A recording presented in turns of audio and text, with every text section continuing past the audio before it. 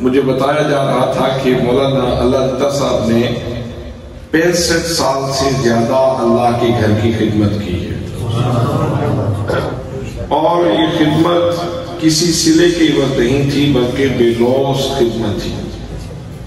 اور حقیقت یہ ہے کہ یہی پیغمبرانہ مشن ہے، یہی پیغمبرانہ مشن ہے۔ جتنے انبیاء کرام تشریف لائے، جب انہوں نے لوگوں کو دعوت دی تو یہی کہا کہ میں تم سے کچھ نہیں مانگتا، بس آپ لوگ میری بات سنیں اور اپنے رب کی بارگاہ میں جھک جائیں۔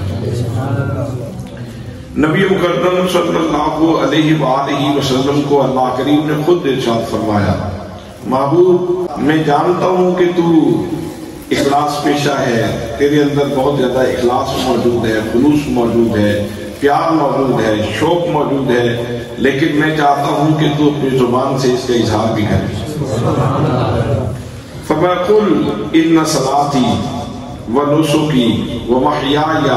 وَمَمَاتِي لِلَّهِ رَبِّ الْعَالَمِينَ، اے محبوب کہہ دیجئے بے شک میری نماز، میری قربانی، میری زندگی کا لمحہ لمحہ اور میری موت، یہ سب اللہ کے لیے ہے، یہ سب اللہ کے لیے ہے۔ تو حضرات، اخلاص کا نصیب ہونا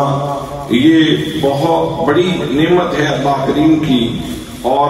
جس کو یہ اللہ کریم اخلاص کی نعمت عطا فرما دیتا ہے تو گویا اس کو اللہ کریم خزانوں سے نواز دیتا ہے۔ مسجد کی خدمت کرنا یہ بہت بڑے اعزاز کی بات ہے،